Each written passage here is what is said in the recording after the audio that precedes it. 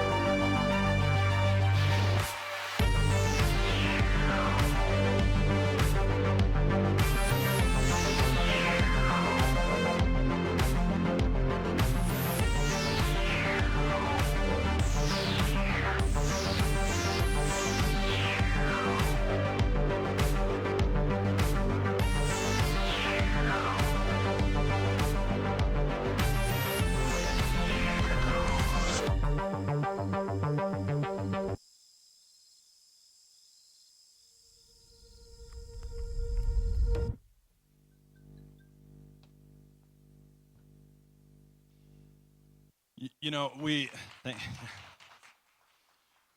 have obviously an incredible community of sponsors that help us put this on every year, but I almost forgot to mention the volunteers. If you see somebody with a volunteer lanyard this week, give them a high five.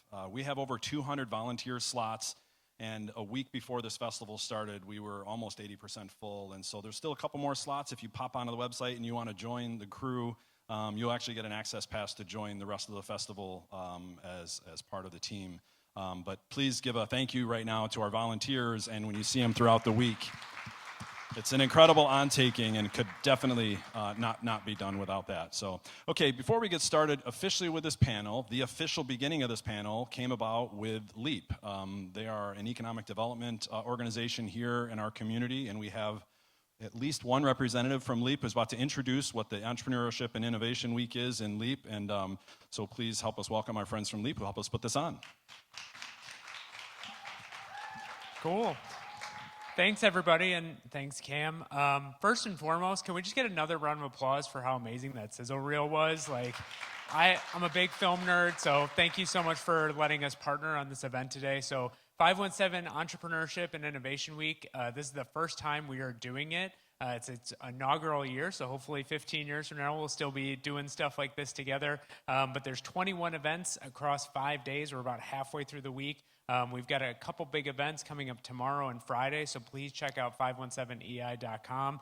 We're bringing back the hatching for a pitch competition at Lansing Shuffle on Friday, so you can hit up a movie, hit up a pitch competition, and celebrate everything that's great about the Lansing region. So thanks so much for having us, and we're excited for the panel today.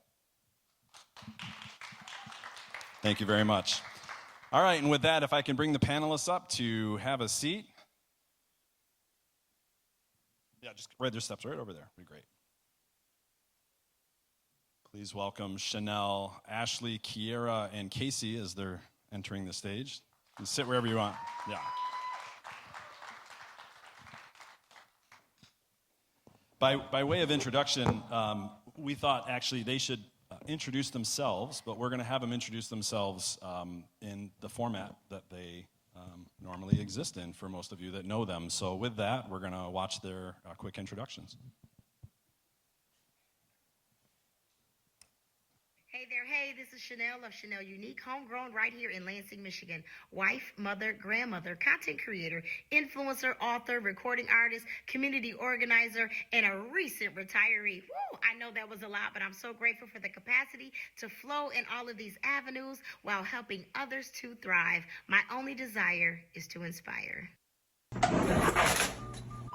Fucking Christ, you Take 2. Hello, I have been a hairstylist in the Lansing, Michigan. What is this? You've got to be kidding me. Hi, I'm Ashley Medina, and I'm a hot mess. Hi. Just a chill guy. My name's Ashley Medina. I am a hairstylist in the Lansing, Michigan, and I have now grown my social media following. Blah blah blah. Blah blah. Blah. You just.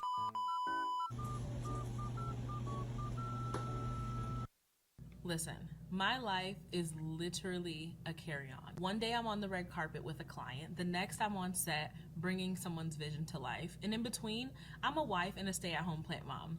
Hi, I'm Kierra Lanice. I'm a celebrity makeup artist, content creator, and luggage-toting lady of leisure. Welcome to Diaries of a Celebrity Makeup Artist.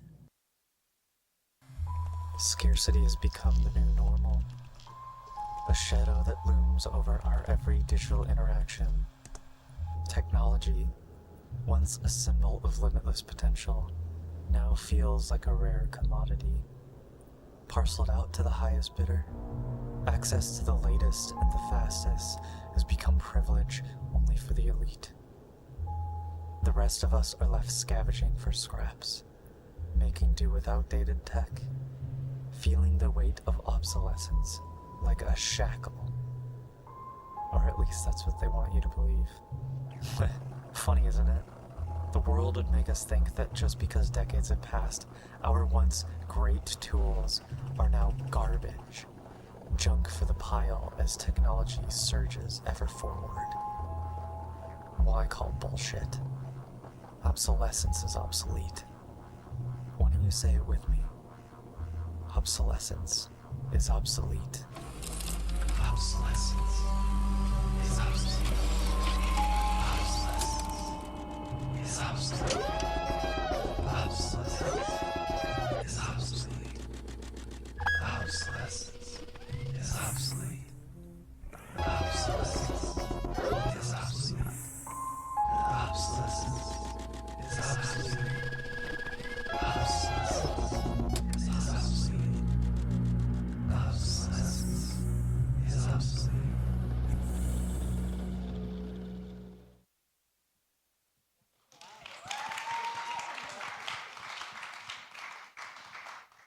I want to start with some numbers. So estimates show that worldwide there are over 200 million content creators. More than 45 million are in the US alone, and 64% female, 35% male, and 1% non-binary. The average age is 36.6, and of that, only 2 million are considered experts globally. And that seems to be defined as having 100,000 plus followers. And so these local folks here are in the top 1%. So welcome to the film festival, and thank you for being from Lansing, and thank you for sharing your insight with us, and again, those of us that are, following live or sitting here in the audience. But I feel honored that I get to be a part of this conversation with you. So first of all, thank you so much for joining us. So a couple of those didn't officially say their names out loud. She tried. But let me welcome, let me start at the end here, Casey Cavanaugh, who you see online as GX Ace, and this is the man behind the mask. So welcome, Casey. Thank you. Thank you. Thank you very much. Kierra Lanice, as we know her inside our film festival circle, is the celebrity makeup artist to the stars, or just a celebrity makeup artist herself officially. So welcome, Kierra. Chanel Henry sitting next to her. I'm also a grandparent, so my co-grand here at the table. And I'm not retired, though. I'm a really long ways from that, so congratulations on retirement. But welcome, Chanel Henry. And Ashley Medina has a persona online, and all of these people have personas offline. I've known Ashley probably the longest. We were co-habiters of a block in Michigan Avenue here where she had a creative venture a long time ago. I've known her through some other stuff that she's done, but she can't do any of her styling on my head with any sort of mullets, because I lost that ability many, many years ago. But please welcome Ashley Medina. So I want to start with the early days of social media. How many in this room had a MySpace account? Yeah, a lot of us. That's crazy. That's so awesome. What was your first platforms? Yeah, the mics are on. You should be hot already. Okay. And hold it MySpace. really close to your mouth. MySpace. There we go, MySpace.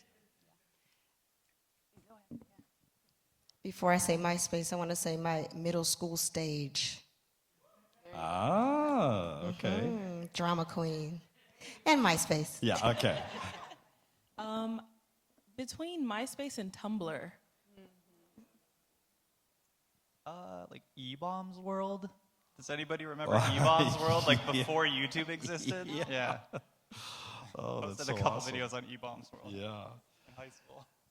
In that, we know that personas change, right? The technologies have changed, and the tools that you use them for has changed. But talk a little bit about each of your online brands. Let's get a little deeper into these introductions. And so again, let's start here with Ashley. Talk about what you are online. Talk about what that persona is that you are here for, that you create content for.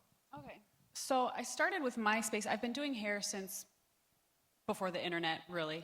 It was right around the time the internet, I don't know what year the internet came around, but it was around that time. Late 90s is when I started playing around with my hair, friends and family's hair. And then when MySpace came around, then I finally had a platform to kind of expand and get my name out there a little bit more. It was just word of mouth before that. So my persona is just me. I'm a hairstylist. I do hair, and I try to keep it real, obviously. I just wanted to show the reality of being a content creator, because that was really what happened when Camron asked me for just a 10 to 20 second video. That's what I got.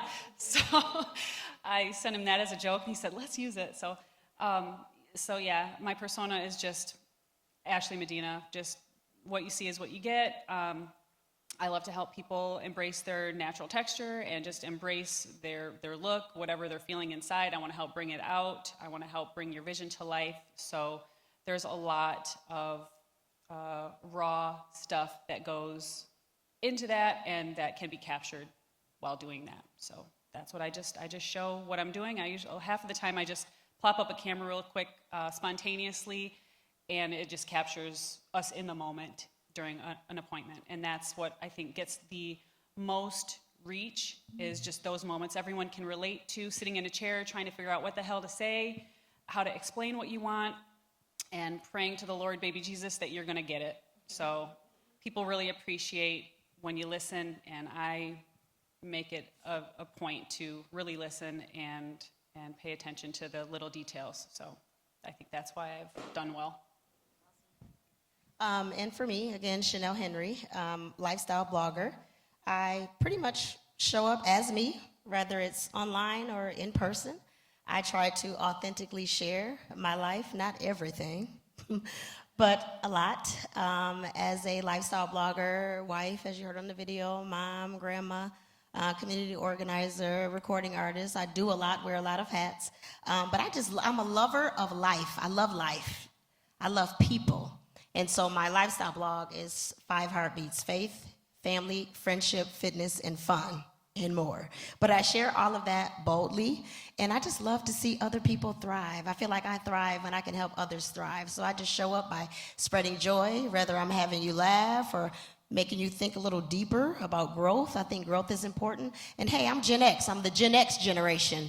As you heard, recent retiree, grandma, and I'm still ticking, and I'm gonna keep moving. So I just love life, and so I share by way of that. I do want to say that my TikTok for me took off in 2020 during the pandemic.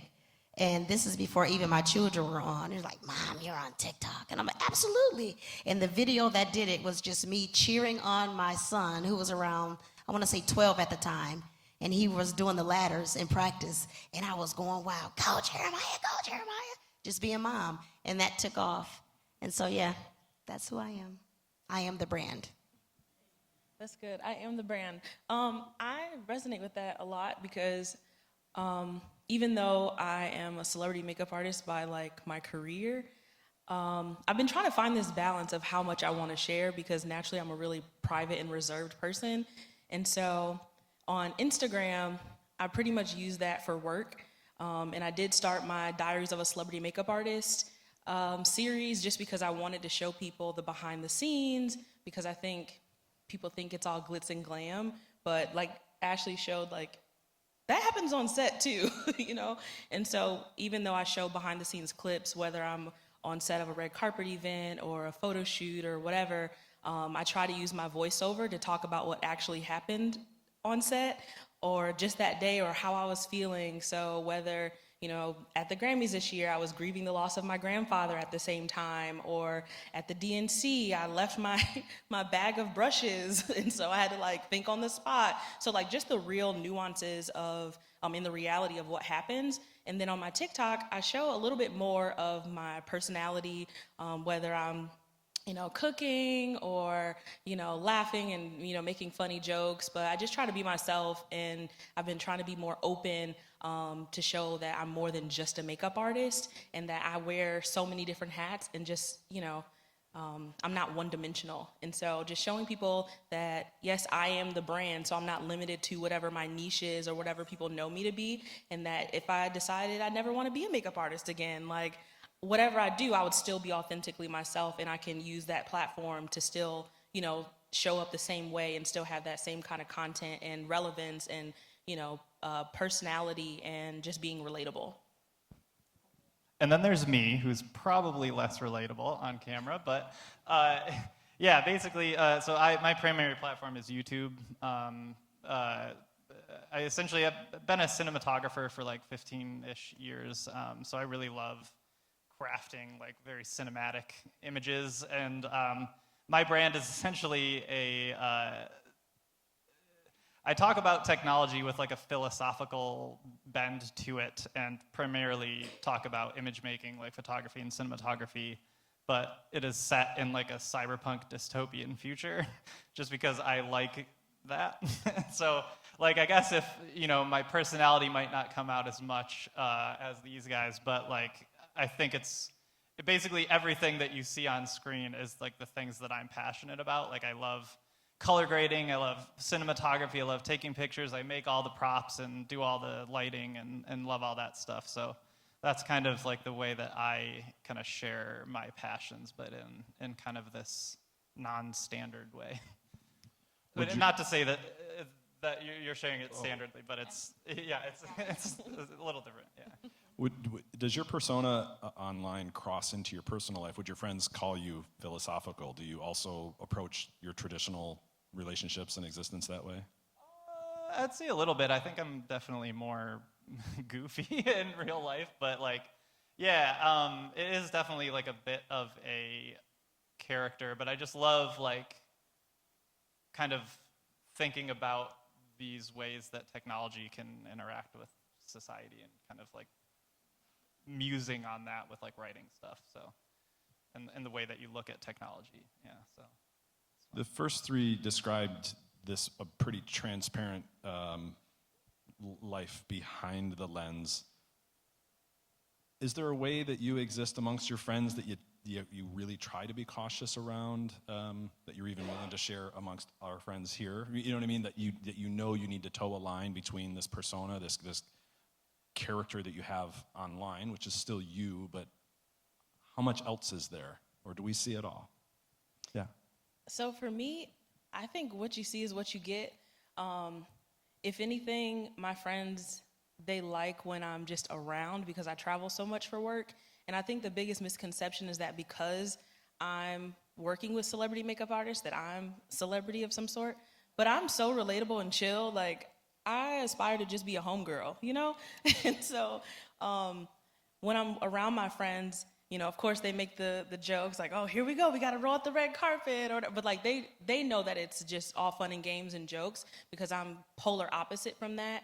But I think that they also recognize that because certain audiences see me with celebrities and, car service or in 5-star hotels or whatever, that like I'm, how do I put it? Like that's me and it's not, like I'm still the little black girl from the west side of Lansing, and I never lose sight of who I am, where I came from. And so even though I'm grateful to be in these spaces, I'm not gonna change. Like, I don't let my work or my surroundings or who I'm around or the followings that they have change who I am as a person. And I can't say that's the same for a lot of other people in the industry, but that's just my personal MO. And, my friends will say, oh, you're a celebrity. And I'm like, I'm not a celebrity. I'm like diet celebrity adjacent. And so that's just how I kind of navigate spaces. Like, I'm the homegirl. I'm always gonna be approachable, I'll give a quick tutorial in the bathroom if you see me in the, I try to be as personable as possible. And I know that because I was raised an only child, I tend to be more reserved, but my career has actually opened me up to being more outspoken and outgoing. And so, again, still trying to find that balance. Really good, Kierra. I almost want to echo that. Just grateful for the capacity just to love people. Around my friends, I am who I am. I am who I am online. But there is this dynamic of, oh, Chanel Henry, Mama Henry, this whole celebrity status, which I feel like I kind of got that before social media because of the music, but because I love people, I don't ever position myself that I'm more or greater than. And so as far as, I think you asked in the question, do I share it all? Was that the question? Okay, I do not share it all. I share a lot. I can be honest, I got offended about a month ago when someone said, yeah, you share, they were saying it in a positive way. You share like 95% of your life. And I'm like, oh, whoa. No, I do not. Not that I hide, because I believe my life is a glass house, but I believe there should be reverence for marriage, family, work, rest. People think I don't rest because I wear a lot of hats. I rest. I enjoy rest. So I don't have my camera on showing my rest time. I don't have my camera on showing my worship time. I don't have my camera on when I'm getting lovey-dovey with my hubby, right? And so I don't share it all, but I am transparent, if that answers your question. Yeah, it does. How about you, Ashley? There was something that you said about like the persona, is it different or something like that? And I feel like for me it's not different per se, but there are perks to it. So I think that if you and before I elaborate on that, you have to pay attention to how people respond to your celebrations. Because some people that are close to you may not really be rooting for you. So that's really important. So the ones that are really rooting for you, those are the ones that you share the perks. So I work with some brands, and the people that are rooting for me, they're benefiting from those brands. I'm sharing those brands. If we're out to dinner, and I'm only out to dinner with those people that are celebrating with me, we were out to lunch or something, weren't we, Dad? And someone bought, or Mom, I forget, maybe it was all of us. Someone bought our whole lunch because they recognized me from TikTok or something. So, you know, I like to share the wealth and share the spotlight, and I like to use my platform to share about my friends that are doing big things as well. So I don't want the spotlight for me to get fame. I want, if I'm going to get attention, I'm going to share it with those that I feel deserve it. That's good. That's awesome. In this path to becoming a creator, what inspired you to start sharing? Like, what allowed that moment to realize that you might have something you want to share? Money. Okay. I needed money. For me, it's naturally who I am. Prior to social media, like I said, that middle school stage, I've always been into drama. I had the old school camcorder on my shoulder, getting the kids. I had the Polaroid camera. I have suitcases and backpacks full of photos. When people need pictures, they come to me. I've always been that girl, and I've always been one to share. So just sharing authentically as a social butterfly. And what is social media? You're social, right? And so for me, and then of course, when the money started coming, I was more intentional. I'll say more so recently, the money for sure. But before, I just really wanted to highlight how this journey isn't linear, like on the career side. And because I have a background in PR and communications, and I was director of influencer relations for an agency, I got to see different angles, right? And so I was always trying to figure out, okay, how much do I want to share? You know, I think I do want to showcase that, like, you can do this. Like, I feel like when I'm in these spaces, again, I'm from Lansing, you know, like we don't see a lot of celebrities come to town. We don't see a lot of red carpet events, if any. And so the fact that I feeling like I could have been the least of those, like my parents had me at 15 and 16 years old. And so the fact that I've been able to, you know, overcome a lot of adversity and still like thrive in this industry, I wanted to show that other girls can do the same thing, or whoever you are, or however you identify, you can do the same thing, and you don't have to be in a big city. And so I'll say since 2019, my mission has been to debunk the myth of the big city break. And so I try to be really intentional about that. Like, you don't have to live in LA, you don't have to live in New York. Like, your purpose itself isn't, it's not dependent on like geographical coordinates, you know? So like, if you're walking in purpose, whether you have a camera or not, like, you should still be able to be effective where you're planted. And so, yeah, I think just wanting to showcase that, and, you know, and again, the money. Get the money. Yeah, I'm just like obsessed with cameras, so that's why I started.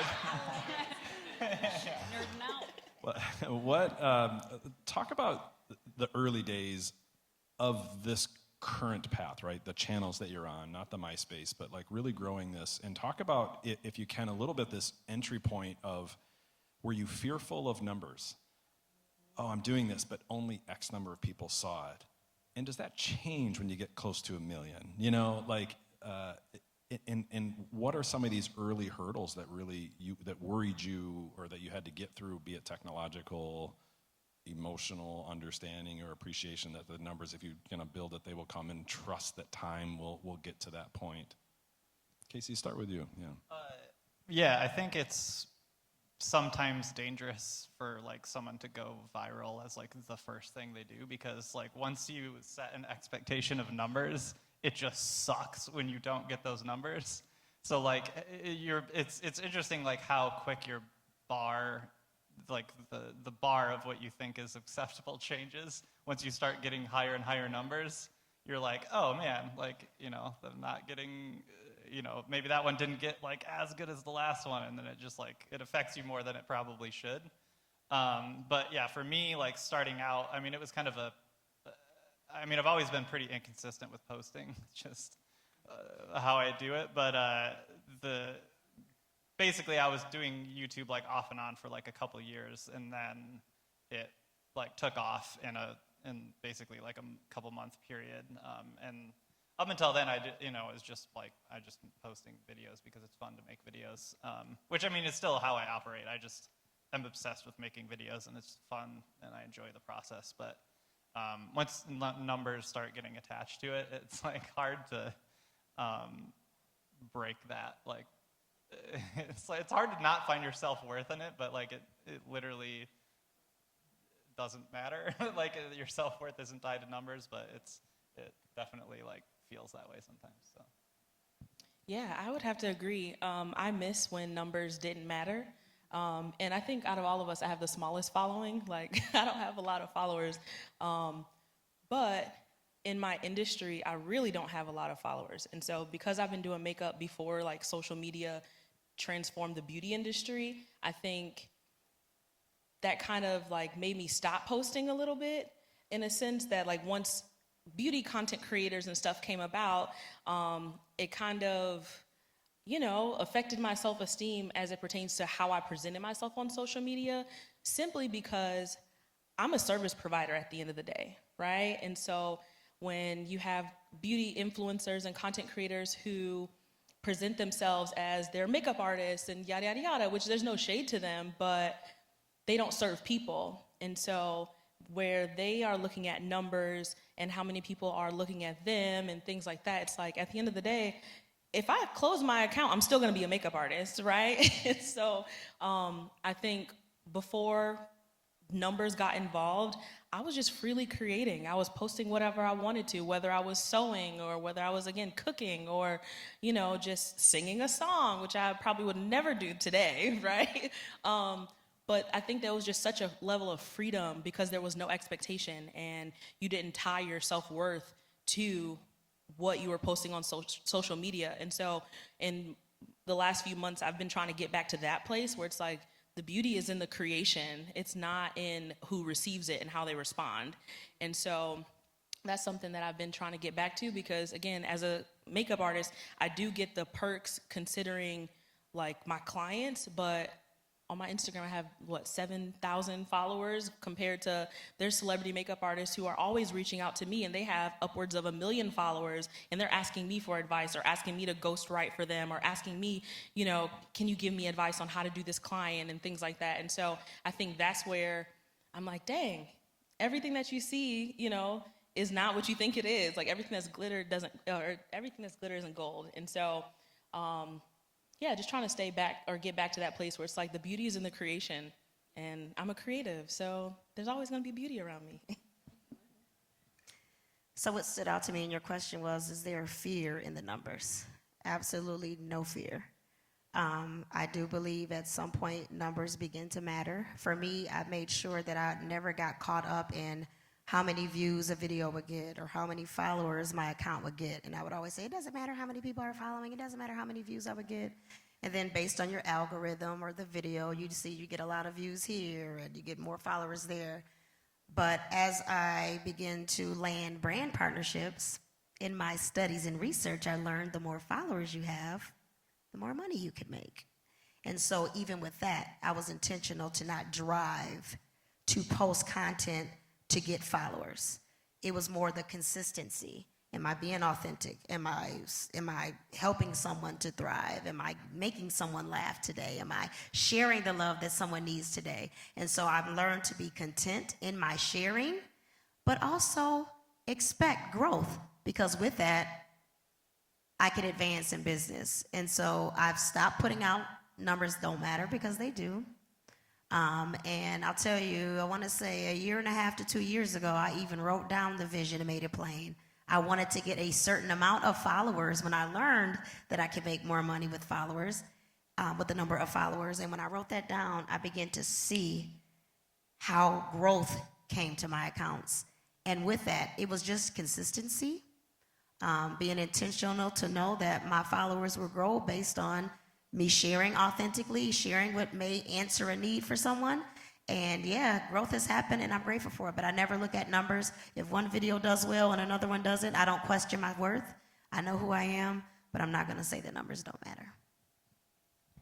I think one of the things that maybe we all have, I don't know your ages, I know mine, and I know that probably if I was blowing up in my 20s, I probably wouldn't have had the confidence to just look at it as research. I see the numbers as like data, you know, it's like, okay, noted, got it, okay. And I'm just taking mental notes, you know, negative feedback, negative comments, they don't really affect me as they may have when I was growing and questioning my abilities and my skills. Now I know my value, so those things don't affect me. But the numbers do matter, so I enter the data into the spreadsheet, and I do the math, and I move forward, and you know, take that stuff into account. That's awesome. I was listening to an interview actually just last weekend with the infamous Rick Steves, who started off as a travel author, and then he's now started creating videos. I think he started in the late 70s. I mean, he's been at this a really long time. And he was asked in this interview if he considers himself an influencer because he helps people discover these other parts of the world that may not have been found by themselves. And his response was, absolutely not. I consider myself an educator. In a one-word answer, is your answer influencer or educator? Or are we missing a word in this thought? Educator. I want to say both. Not just your typical influencer, but I believe we all have the power to influence, whether it's negative or positive. So I don't look at it as influence for social media, but I am an influence. There are influencers on social media, and they post, but they're totally different off the media. They can't hold a conversation, they can't look you in the eye, but yet they're considered an influencer. So for me, I'm an educator and an influencer. So, you said one word though, sorry. I would say an educator, but more than anything, I'm just a content creator. And I think that people get the two terms, like influencer and content creator, they think that they're the same thing, and they're not. And so like an influencer where, I mean, like she said, everyone has influence. Influencers are driven by numbers because it's about how much they can reach or how much they can convert, or the metrics. But a content creator, the quality is what they sell. And so there's tons of content that I've created that have been in newsletters for beauty companies, that have, you know, words that have been written in magazines and things that people didn't know that it was me, you know, like, especially if it's faceless content. And so I get a lot of my, on the money, right? I get a lot of that from just creating the content itself, and I sell the usage or the licensing for that. And so in that case, yeah, I would say I'm just a content creator, and I love to educate, and I do have influence. Yeah, I don't know. I don't consider myself an influencer. I generally don't like the term content to refer to making art, I guess. So I don't know. I would say I'm pretty happy with the term YouTuber, honestly. Like, I guess it's convenient. That's the other word. That's fair. Yeah, for sure. I mean, you've already broken the mold a couple times up here with your 20-second video. I get a 2.5-minute video. It's like, that's all I got. Which leads to the next question, actually. And I'm pretty sure I know the answer for this with the guy at the other end of the stage, but how much of your work is scripted versus this is a good moment, spontaneous? It's hard to have the quick moment with how you do what you do. Yeah, well, sorry. It used to not be scripted. I only started scripting recently just because the insanely serious tone mixed with me like talking more conversationally just like didn't fit well with me, so I started just scripting it so I could say things more intentionally. My Instagram, a lot of it is a little more scripted, only because I'm a better writer than I am speaker, and so sometimes I just have to sort my thoughts out. But my TikTok, I try to show up as like unscripted, just being myself, unless there's like a brand partnership or something, but just in the moment as it happens, because I think if I think too much about it, then I lose sight of the creativity and the art, like you said. So yeah, I try to be as scripted because of my career and the business side on Instagram, but on my TikTok, it's more unscripted. For me, truly very little script. But I do feel like when I'm doing brand partnerships, it's more scripted because you have to follow by those deliverables to get paid. But yeah, I'm a pretty off-the-cuff girl, and I'm always capturing moments, and I just share the moments. I did one brand deal, and that was too much for me. The list was just as long as that red carpet right there. It was like I can't do with all the rules, and so yeah. If I have to script it, that's what you saw. That was scripted. That seemed unscripted, probably. That mess that you saw, that was me scripted. I can't do it. So I'm very unscripted. Every once in a while, there will be an idea that I have, something that I want to educate on, and I need to, have an outline or something, like make sure you hit these points. But I had specific things I wanted to say for this 10 to 20 second video for Camron, and I just couldn't do it.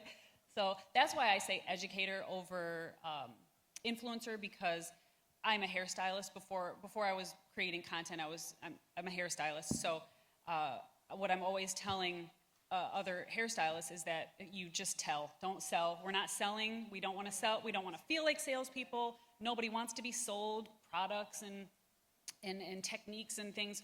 I'm just telling you what I'm doing. You take it how you want, take it or leave it, kind of thing. One of my favorite phrases in my industry is everybody hates being sold to, but we all love to buy stuff, right? Like, so when we find these brands that we can resonate with, we have these moments of, where have you been all my life, right? You feel connected, and I think that's the opportunity and where your follower or growth comes from and your counts come from is when people find you and you connect with them, not just because you're a name somebody told to be followed, right? Yeah. And the business side of this, what's the biggest challenge of turning a passion into business? And I'm feeling like we're hearing a little bit of this, like, oh, I don't like the scriptedness of the list that I have to do. But if this is your business and if this is your career, and Taco Bell calls you, do you turn them down? Maybe an easy yes, maybe an easy no. If a beauty brand calls you, what things do you go through? And talk about the decisions you make, because Kierra, you leaned into it. I know that you said you don't have a ton of followers on your channel. Well, not on your channel, but you do a bunch of user-generated content that other people do, which gets seen by millions and millions of people, and so you're not seen. So how do you draw the line between doing UCG? Casey, I think you do some user-generated content as well. What do you mean by that? I'm sorry, you create content that a brand then puts on their platform as their voice. Very little. Yeah, okay. Just recently did something. Okay. So how do you make the decision, as this is a business for you, which one you go to? So my personal ethos is that I only partner with brands that I already patronize, because I run the show, right? Like, I'm the business. And so I am not going to, no matter how big the bag is, if I don't already patronize the brand, or if I wouldn't patronize the brand, I'm not going to align with them. And so I am big on every email that I get from a brand.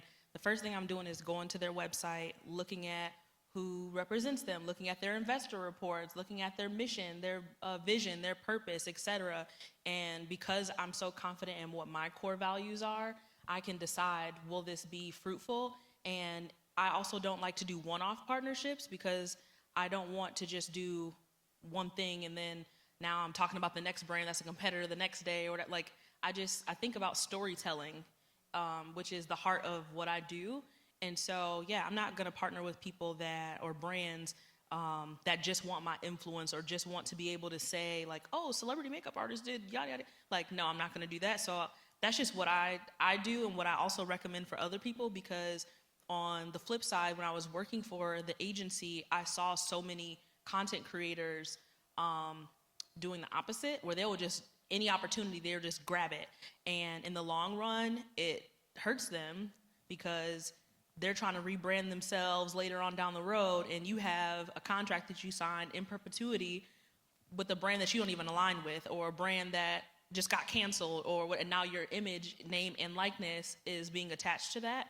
And so, yeah, I just go into it with the mindset that, okay, is this a brand that I would want to work with in the future? Is this somebody that I can grow with? Because I always think about things in terms of growth. Can I grow with them beyond just this one campaign that they're offering?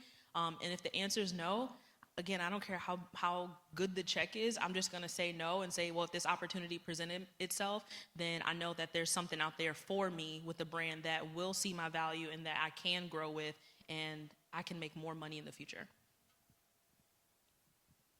Yep. Something else, Casey, in that? Yeah, so I guess I haven't done too many or basically haven't done any deals with brands yet, basically because I have very strict requirements that basically if I don't get full control over what I'm doing, then I'm just not gonna do it. And but I'm also pretty fortunate that I can monetize my channel through my own products. So I sponsor myself essentially. But also I think there's like a trap of like taking sponsorships too soon, because you essentially have like trust equity with your audience, and like the more you chip away at that by taking sponsorships, the like less authentic and that you kind of break the relationship with the audience. So I basically, but my channel essentially is like talking about products, because I'm like essentially, I mean, all of the random bullshit that was on the screen, it boils down to just like, it's essentially videos about cameras, like a camera review, but it's like weird. But basically, like I choose, I'm choosing the products that I'm talking about, and it's generally just things that I already enjoy, and I call myself like the most biased reviewer because I'm literally just only talking about things that I already enjoy. So if it shows up on my channel, it's something that like I already endorse. So I'm like, if it's there, then the audience knows that it's there for a reason. So I own a creative agency I have for 30 years, and we have, in the early days, for logos, we were literally cutting them out, pasting them, and taping on things and making copies. Now we can make content and creative stuff on my phone, sitting in a parking lot. But when I have clients who consistently ask, hey, who should we reach out to help us tell our story from a creator and influencer perspective, when you get asked those questions from businesses, through agencies or directly from the businesses, like Casey said, I don't really do any, Kierra's is that you need to already have been using it. How is that decision made in your space directly here, and how do you see it being made, and how many kind of problems do you see in that? You talked a little bit about too early taking on a partner and all of a sudden, or I say like a brand, and all of a sudden you're tied to that, like it dilutes the value, right? The equity that you make as a person. Can you speak a little bit to that, Ashley or Chanel? Sure. I'm not sure if I fully understand what your question is. That was but terrible. Sorry about that. How I decide? If somebody reaches out to you, as a brand reaches out to you, how do you determine how much to charge them? Okay. How do you determine what the engagement actually looks like? And is that up to you, the creator, or are you willing to take ideas from those kinds of companies and allow that to become a financial decision and a timeline decision? So I learned so the company was Babyliss Pro, a clipper company that I've been using. It's really the only clipper company that I have used. Very reputable company, great product. I was using the product. They reached out to me, asked if I would do a brand deal. So I did that. It was a lot of work. It was a lot of money, but in the end, I didn't think that it really resonated with my audience that well. I don't think that things that look like an ad, like, you know, it was overproduced. It was really well done. It was too well done, you know, because of all the rules. And so it just didn't look like me. And so it didn't really connect. It didn't do as well. They never asked me to do another one. So they kind of switched and asked me to be a part of their unboxing program. That I can get behind. So that's been how I kind of go about all the other brands that I work with now. It's kind of like either I love the product and I just talk about it because if I love something, I want you guys to know about it. And then I make sure to tag them, get their attention. And that usually works, and then they'll reach out and say, hey, can we use that content? And they'll either offer to pay me or offer the product. And then, so that works, that's fine, I'm already using the product. Or if I'm getting ready to order something, I'll say, hey, well, let me just reach out to this brand and see if they want to collaborate. And that has worked for me as well. So, and then Temu reached out, and they wanted me to do they wanted to do a collaboration. I've never bought anything from Temu. I don't see myself ever buying anything from Temu. And they also didn't want to pay much at all for like 3 reels that they wanted to use for a whole year. So it was not going to be worth my time. And then it would compromise my integrity. I think integrity is bottom line. You got to maintain that integrity of your brand. Absolutely. For me, I make sure that it aligns with who I am, my brand. And usually when brands reach out, they want you to use your own creative flow, which I love and appreciate. I've even learned from some brands. There are some big brands that I've worked with, and you know, they usually give you 2 edits to where, you know, you submit your draft, and then they may have you change something. Like she said, sometimes it's a lot of work.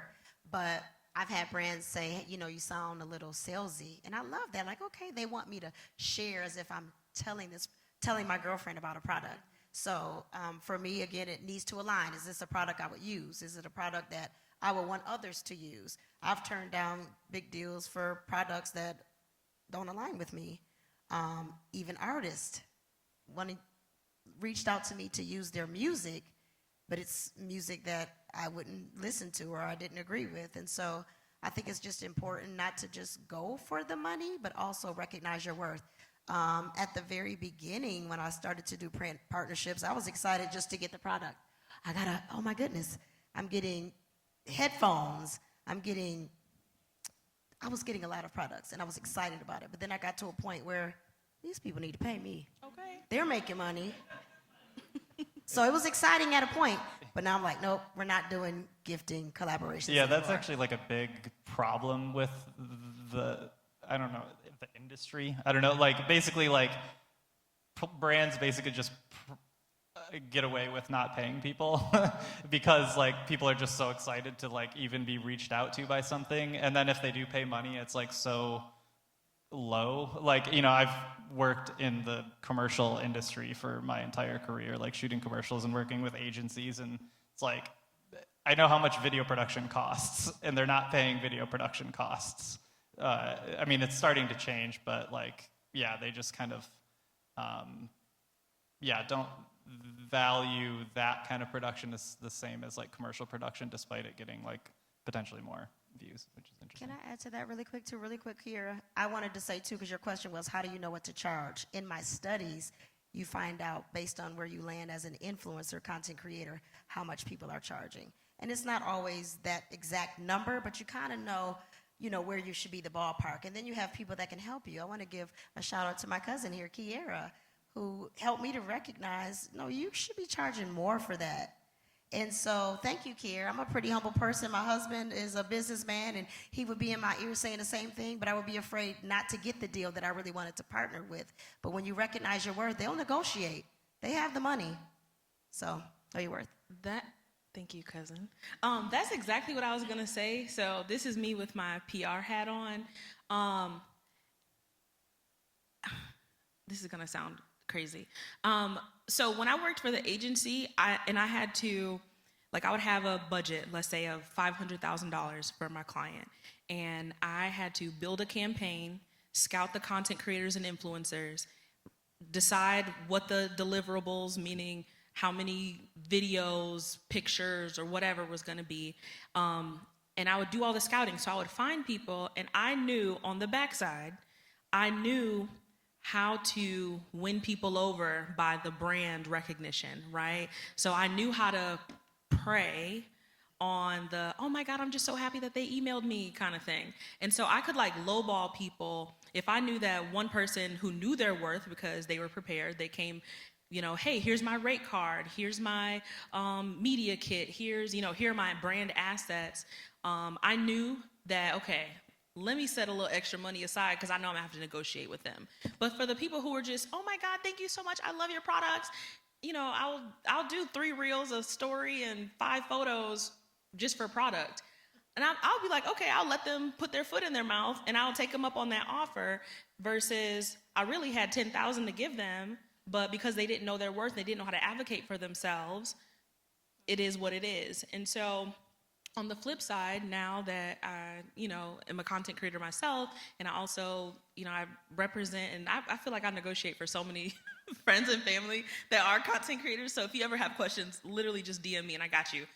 Because on the backside, they know that people don't know how to advocate for themselves. And so there's a lot of information out there like, oh, if you're a micro versus a nano versus a mega, don't believe any of that. You are the business. You are valuable. Your worth is what you determine it is, right? And so if you say that you're worth $100 gift card, that's what you're gonna get. But if you come in and if they reach out to you and they say, oh, well, we're gonna give you, I don't know, if they lowball you, you have so much power in your hands, 1, because they reached out to you, and 2, because that means that they studied you. We weren't just, like, we were intentionally finding content creators. We were searching the hashtags, searching the keywords, looking at, you know, what's resonating well with other audiences, looking at mega influencers and even looking at their comments and seeing, oh, this person comments on that person's page all the time. Let's see who they are.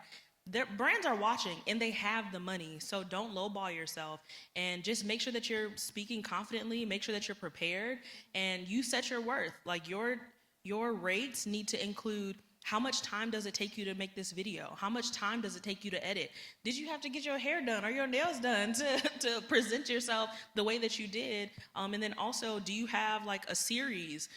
So like with my Diaries of a Celebrity Makeup, that's a series that when brands reach out, now they can already see, hey, we could insert our thing into what she's already doing. Versus now, like I think a lot of people, they get afraid because they're like, oh, I gotta figure out how I'm gonna create a concept. And it's like, no, the concept is you. Like you show up the way that you are, like whatever you're already creating, whatever you've been consistently posting, they should come in and it just should be a prop or an accessory or whatever. They should be an addition.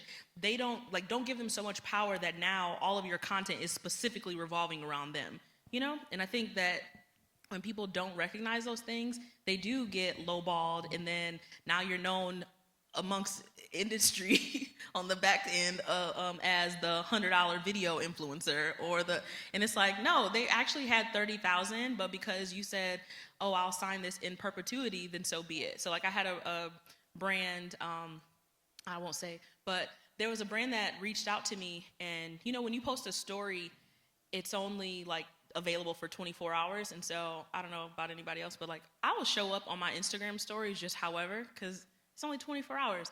Well, I posted about this brand that I was, this service that I was getting from this brand. I'll just say it, laser hair removal service. And I was organically talking to my friends. I came from the gym and I was like, y'all, I just cannot believe, you know, I'm just talking about the brand. I tagged the brand in the next slide because people were asking who I was talking about. Mind you, I paid them for these services.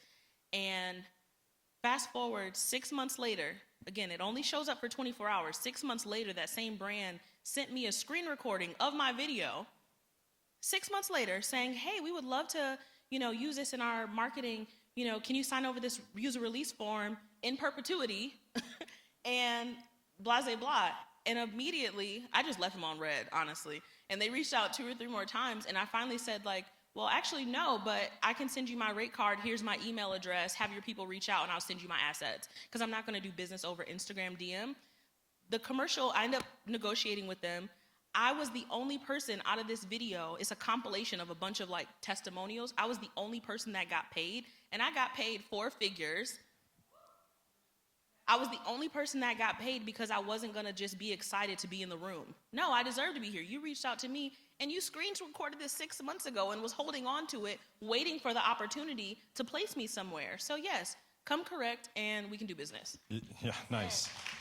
You know, you don't get what you don't ask for, right? So that's so great. You know, this panel is called The New Wave of Entertainment, Creators Reshaping Media, right? Where do you see trends shaping content in the next 5 years or so? Like what, you know, are people still gonna be going to the movies, or are we gonna be so glued to not just maybe our phones, but the ability to cast phones to larger devices and sit in our living rooms? Like how much is Netflix and traditional movie streams, the Max, you know, the HBO Max systems, how's that gonna change away from direct media that I want because you're producing things that I want versus that's mass created? Yeah, I mean, I think it's just going to keep going more towards these platforms. I mean, Mr. Beast's, every single one of his videos gets more views than the entire Super Bowl does. So it's like, yeah, I don't know. I mean, I personally literally only watch YouTube as like entertainment. I mean, well, like movies and stuff, but I don't watch like traditional TV and whatnot. But yeah, I don't know. It's definitely going that way. I was gonna say, I'm not really sure, but I do think that in whatever platform or space or direction it goes in, the movies specifically are gonna get shorter because people do not have long attention spans anymore. And so I've even noticed just in, you know, the last 5 years or so, how much more I have to catch people's attention. So before you could just post a video and it is what it is, but now I find that I have to have a hook. I have to have sound effects. I have to, you know, kind of shuck and jive to, you know, keep people's attention. Right. Otherwise, people will literally, like that endless scroll, they'll be on to the next. So I'm more mindful now of like those first 3 to 5 seconds. And I think that also, like just speaking for myself, it is harder for me to sit in a movie for 2 hours and not like get up to use the bathroom, check my phone, or like I'm so distracted. And so yeah, I'm interested too in seeing where it's gonna go, just because I feel like the movies are gonna get shorter. I'm like, oh my God, that movie was 3 hours long. Do you know how much I could have done in that time? And so I think like the race against time is something that I feel like people are thinking about. When he mentioned Super Bowl, it brought something to mind that this is going to be very controversial. I'm not talking about opinions about this person. I'm not condoning this person's behavior whatsoever. But on the Super Bowl tip, Kanye West, 2 years in a row now, has made a Super Bowl commercial just like any influencer would do. So I think that was a huge eye-opening thing, and I think we're going to see a lot more of that, even though no one's really trying to follow his, you know, his lead or anything per se. However, I think that is just like a little like window into the future of like they're trying to be more relatable. Like celebrities that have the money and have the means to make a huge production for a Super Bowl commercial, things like that is just one example of being more relatable, and how influencers, content creators, and just everyday people from Lansing, Michigan are creating an influence, you know, and creating, not creating influence, but influencing those that have been influencing us. You know, the tables are kind of turning a little bit where we've got the power. We don't have as much money, but we've kind of got the power because we've got the influence, we've got the audience, and we're relatable. It's not relatable when someone's a billionaire, you know? Yeah, and with that, though, will come the money, right? If this is where the eyes are and people are not tuning into those other things, because there's metrics now, it's a lot easier to see that versus tracking something that's over the air versus even through cable versus now. You'll be able to prove this demand for your content. We have about 15 minutes left in this. I'm going to have Marcus come up, if he's still in the room here, and grab the microphone. Casey, can you share your microphone with Marcus? And then I'm going to ask you and Kierra to share. If we have a couple of questions from the crowd before we kind of do our last little bit here, just go grab it here from Casey from the end here. I can't see any hands. Okay, now I can. Let's put your hand up, and Marcus will give you the microphone to ask questions. Yeah. Hi, hello. Yes, respect to the whole panel. as a service provider, because there's two service providers there, I brought my friend who is also a service provider, and we do kind of feel the pressure to create content in order to, get new clients and customers and all that good stuff. And as someone who has, created content for fun, kind of like, how you're all saying, just being organic, and now like the pressure to like be so intentional, what would be some advice that you would give to those who are providing services and want to stay competitive? People like to see the process. So, and like as Kierra said, and as we all know, the attention spans are getting smaller and smaller. So all it takes is, 8 seconds. Put a camera up while you're doing literally anything throughout the day. People want to see you getting ready for work. They want to see you arriving to work. They want to see you setting up at work. They want to see how you're making your product at work. Everything that you're doing is interesting to many, many people. So people like to see the product, the process. So a lot of hairstylists will show a before and an after, which is cool, but they also want to see like some of the details that went into it. They want to see some of the verbiage that went into that process. How did you get to this point? How did you figure out that that's what was wanted, So showing the process, I think, is really, really a huge desire of people. They love watching the process. That's really good. I was gonna say too, determine who you want your audience to be. Like, who are your ideal customers? Because that's how you are gonna gain your community. So think about like, okay, is your audience or is your desire to get more clients? And also like, if that's the case, who is that client? Because it's not just any and everybody. Of course, to some degree, we do want anyone, but no, be specific. Like, are you servicing the around the way girl? Are you servicing the professional? Are you servicing the, the busy mom who needs a break? Like, just determine who your target customer is, because then you can start speaking exactly to them. And that's where like the strategy side comes in. As much as service providers, we don't want to have to market our business. Because of the age of social media and influencing, we are literally digitally marketing, you know what I mean?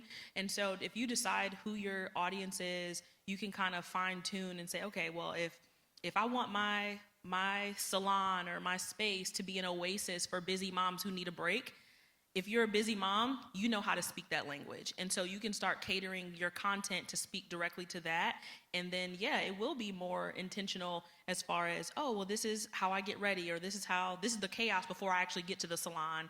And come see me because I just need a break and I want to talk to you, or whatever. Or if you're looking for more employees, right? Like, what does your space give? Like, what is the atmosphere of your salon or whatever service you offer, and speak to them. So showing doing the education side with the behind the scenes of the process and like talking through. So I think just being strategic in who your audience is and what your actual goal is will make a big difference. And honestly, the lighting and the sound, I'm kind of a lighting and sound snob. So if it's got bad lighting or bad sound, sometimes I scroll before even giving you a chance. So investing in good lighting, or just making sure that the environment has good lighting. The salon that I work at is just always good, so I don't have to use lighting, so that's great. The sound, mics never work for me. That was one of the problems in the video, the intro. Just keeping those things in mind too. I'm not a service provider, but I do want to add, if you do show the process, which I think is very good, use a time lapse. Do it where it's going really fast. I love those. It piques interest, right? And also, don't be afraid to go and look at the content of other service providers, not to mock them, but just to get ideas. I believe when you look at others' platforms, it'll stir your creativity, and then you put your own to it. And read the comments on those videos, because that's going to tell you, those viewers, what are they getting from it? What did they like about it? What did they not like about it? Oh, they had an Easter egg in that. You guys know about the Easter eggs, putting some weird thing in the background or something. It's just something little that catches people's attention. It just kind of gets the conversation going, just something silly, which I don't ever do, but some people do, and I think it is kind of funny. That's great. Thank you so much. Thanks for the question. Marcus, the next. Oh, right next to you. Oh, yeah. Oh, that's loud. Sorry.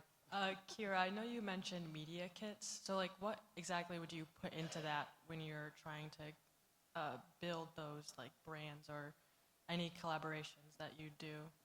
Yeah, so your media kit is your creative, artsy resume. And so you will want to have a little bio. It doesn't have to be like super professional. I think that's the beauty in it, is that, again, we're content creators, so we can show up and introduce ourselves however we want to present ourselves. And so, just a few words about yourself, what you're interested in, who your audience is, your metrics, and like where people can find you. So, I post on TikTok, I post on Instagram. This is how many followers I have. This is whatever those insights are.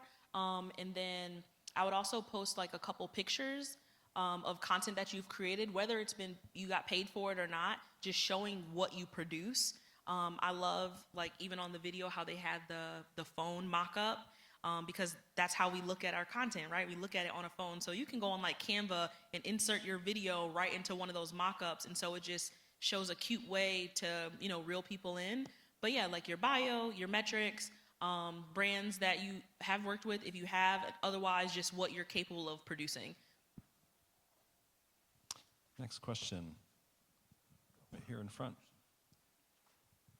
Hi, I'm 20 and I have like a pretty good amount of followers on Instagram, but I'm kind of like the opposite of you guys, where I feel like my Instagram is just like pretty pictures of me and they've gone like viral or whatnot, but it's not like my brand or who I am genuinely, and I don't necessarily know how to like break that mold of just like presenting how I feel like people like, and not like who I actually am, and then like how you actually convert followers. Like, I've never been paid from social media, but I have like a good amount of followers, so how to like convert that into like actually being compensated for what's like going out, if that makes sense. That's an amazing question. It's something I have no insight in, because there's no pretty pictures of me online at all. So I'll let people that are pretty talk about it. So I can speak directly to this because I turned my best friend into a content creator.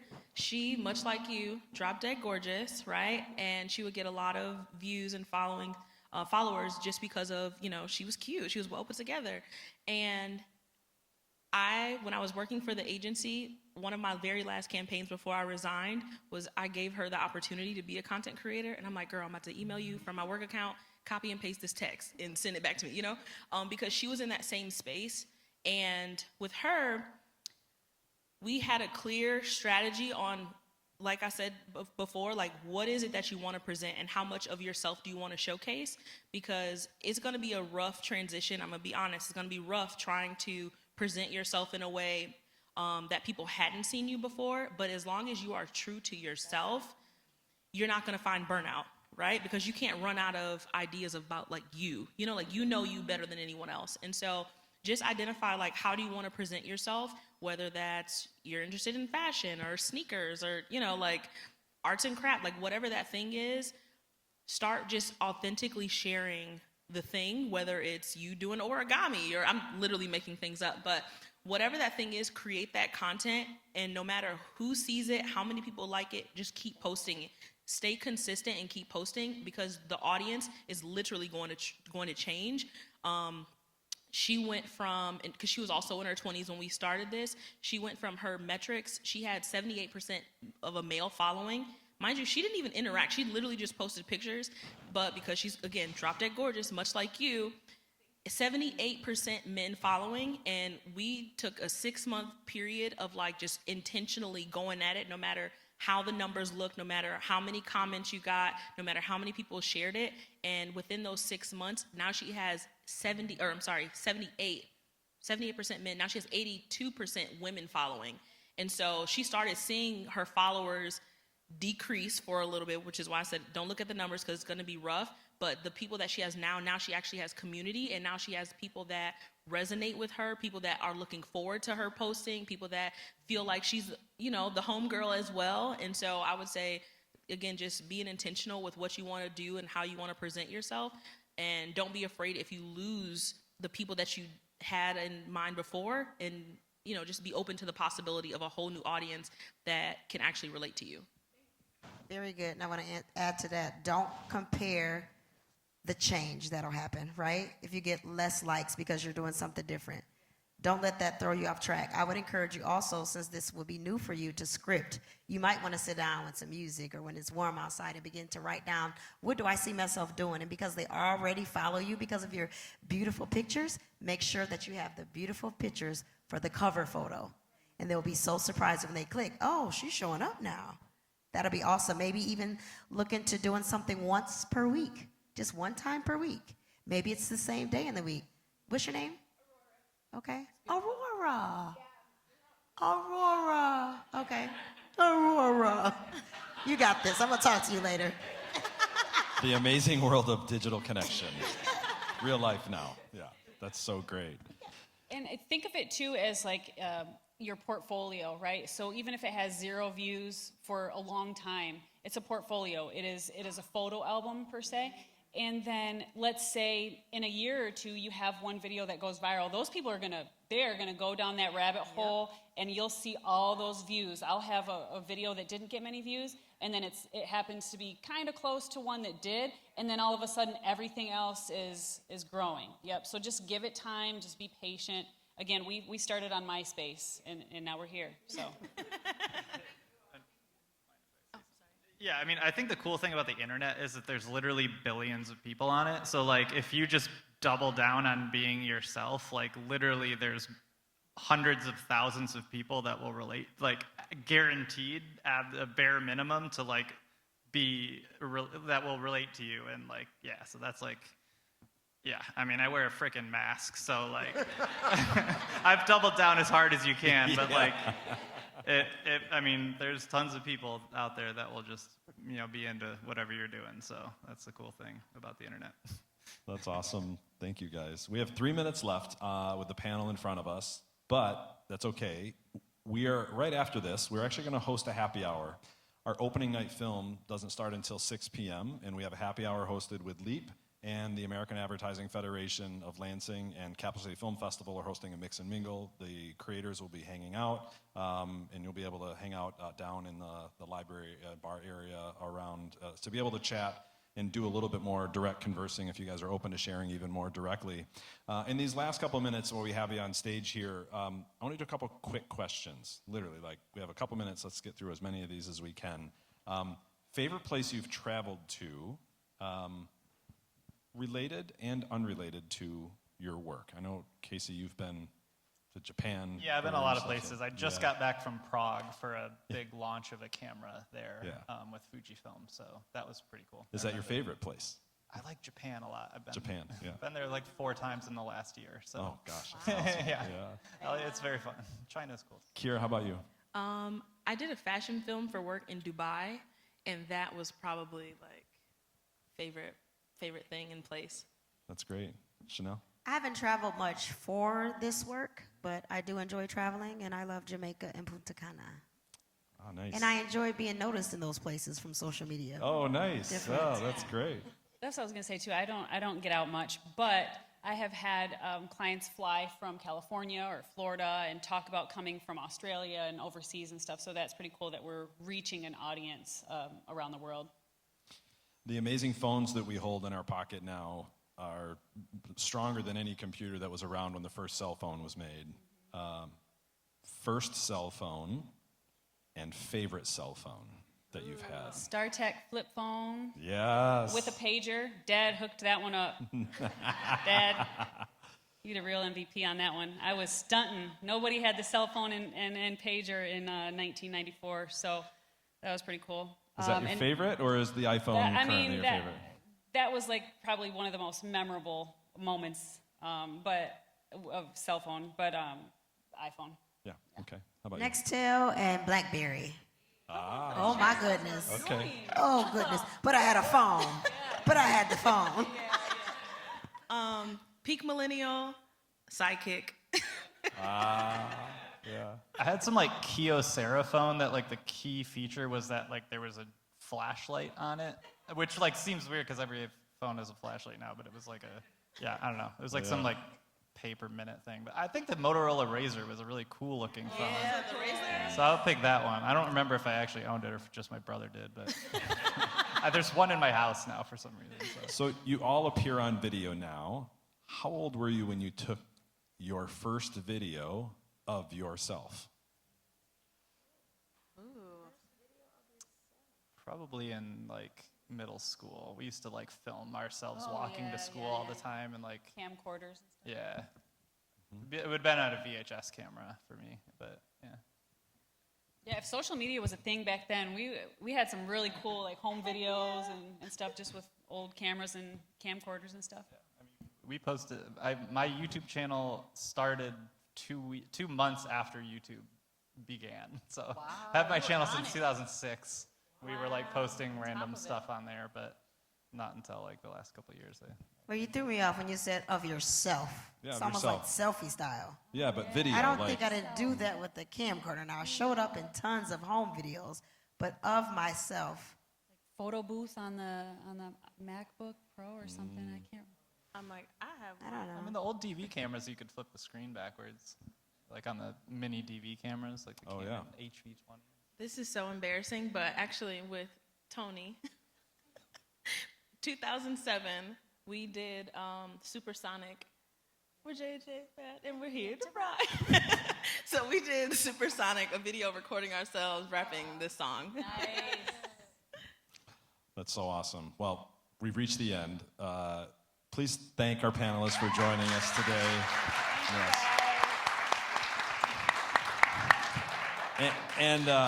And we're off, right? So here comes the remaining events of the Capital City Film Festival. There's literally too many for me to even list sitting here, but I do want to point out what this evening is going to behold, and that is starting right now, again, a happy hour with the AAF Lansing, LEAP, and the Capital City Film Festival hosting you.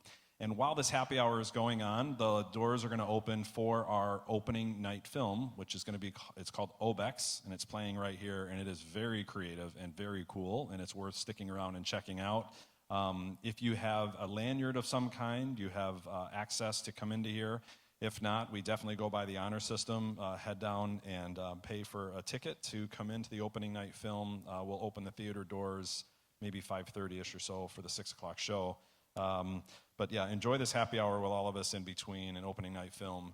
Tomorrow night at 6 o'clock, actually right back here, is our red carpet premiere party. So at that party we have, it's one of the greatest events in Lansing year-round. Obviously, I'm a little bit biased on that, but we have a lot of creative people, a lot of creators, a lot of people in the film industry, sponsors, people that help put this thing together, volunteers. It's a really nice community event to be a part of. The red carpet premiere party, we'll have a couple of secret theater spaces in here where you'll be able to screen some films that are happening, which are really cool. And again, I've talked a little bit about this idea of symphonic cinema, and there's so many other events that you'll come to enjoy throughout the fest. So, and at the end here, we're going to pop up a slide. Kierra put together a document that shares some of the insight leaning into a media kit, if we can get that up here, Austin, with a media kit. You can visit, I'm hiding the website down here. It's CCFF.co.